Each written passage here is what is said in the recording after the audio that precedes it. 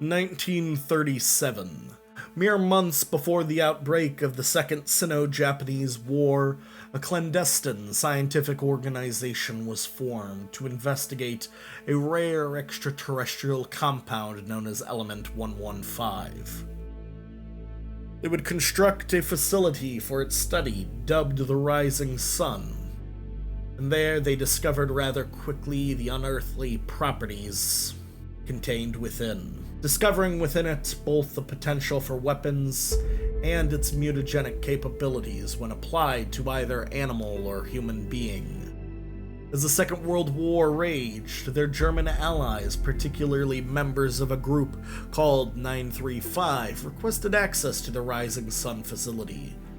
Officially, this facility was to be shared between the two organizations, but effectively Group 935 took charge.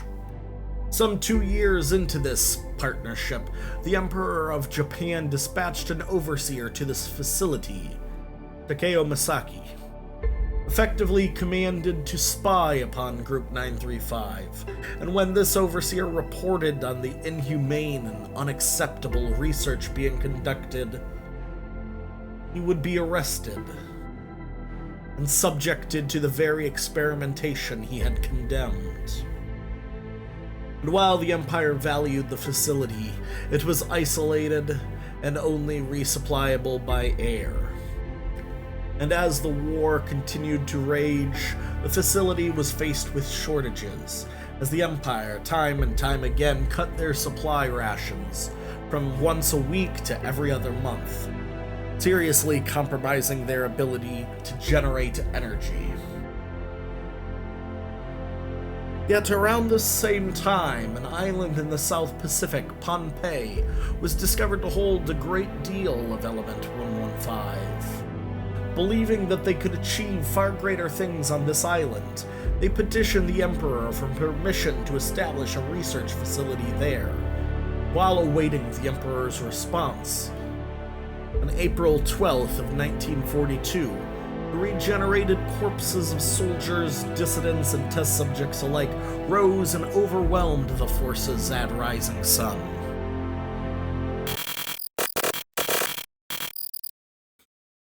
Interestingly, it seems we are not the only ones that have taken an interest in Division 9. We have indications of teleportation, fractured timelines, and beings from a broader cosmos intervening, the implications of which requires additional study.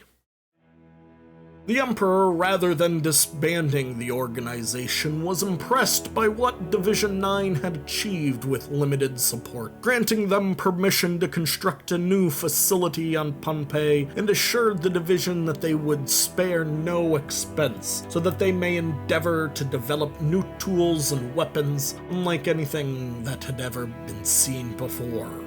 Not wanting to disappoint and taking advantage of the island's natural plant life, experiments began in earnest, initially simply injecting Element 115 into plants and reporting on the results, and growing into combining prisoners of war, plants, and 115 into a horrid mockery of life. The Emperor, not wanting to be blind to such developments, dispatched an aide, Takeo Masaki, to oversee the facility. This emissary could not believe the things that he saw, overwhelmed by the division's new experiments, which had expanded to incorporate not only prisoners of war and local wildlife, but even seemingly mythical beasts. The Emperor's emissary reported that such works were unacceptable and that they brought shame to the Empire. The Emperor, however, disagreed, seeing in this work a chance to raise Japan above all potential competitors and to finally remove a thorn from his side. He ordered his emissaries' arrest and subjected them to these new lines of research, still being devised by the minds of Division 9. Their experiments bringing to life the things of nightmares, large spiders, envisioning hordes of these beasts overrunning their enemies, enemy soldiers and civilians alike being caught in a web and guaranteed nothing more than a slow and painful death. Perhaps still more terrifying were the creations combining man, plant, and element 115. The process effectively killed the host and transformed their body. Their skin became bark-like, their muscles expanded and reinforced by plant cells, and growing from them both tendrils for striking out at foes, and great glowing pustules containing the spores to infect others with their very affliction. Even more amazing, their minds had found the means to make myth a reality, for they had bred what can only be called dragons. Creatures that Division 9 envisioned using as weapons of war, tearing through enemy planes and raining fire upon their foes. The ultimate in animal weaponry.